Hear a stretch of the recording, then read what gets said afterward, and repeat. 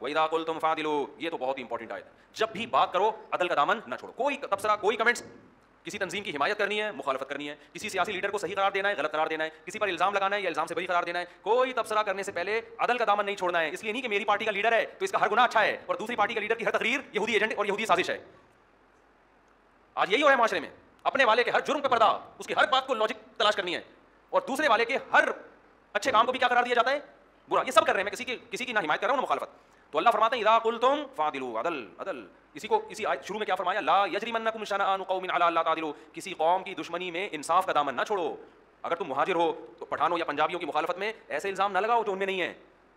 اگر تم پٹھان ہو تو مہاجر یا پنجابی کی مخالفت میں ان کے لیڈر پہ ایسے الزام نہ لگاؤ جو ان میں نہیں ہے. کل میری بحث ہوئی کسی صاحب سے, وہ کسی لسانی تنظیم میں تھے, اپنی تنظیم کے بڑے کو نا بڑی تعریفیں کر رہے تھے. میں نے کہا بھائی یہ تعریفیں بنتی نہیں ہیں, آپ جس قوم پرست تنظیم کی بات کر رہے ہیں ان کے لیڈر میں یہ ٹیکنیکل فالٹ, لیکن ہر ٹیکنیکل فالٹ کے پیچھے انہوں نے لاجک تلاش کی ہے. میں نے کہا میں دعا کرتا ہوں قیامت میں آپ کا حشر کسی لیڈر کے ساتھ ہو, ایک دم نہیں اللہ نہ کرے میرا لڑکا یہاں آ کے چپ ہو جاتے ہیں ایک دم. تو اپنے لیڈر کی اتنی حمایت کرو جتنی قیامت کے دن افورڈ کر سکتے ہو, سمجھتے ہو, افورڈ کر سکتے ہو. تو چترال اس کو بھی لگیں گے اور پھر تمہیں بھی طبیعت سے لگیں گے. اگر آپ کو اس کے بارے میں معلوم نہیں ہے چپ ہو جاؤ. کوئی کہتا ہے یہ ایسا بولے بھائی ہمیں نہیں پتا یار, مجھے بالکل معلومات اس بارے میں نہیں ہے. ووٹ جس کو سمجھ میں آتا ہے جا کے دے دو, لیکن عدل کا دامن نہ چھوڑو. اسی طرح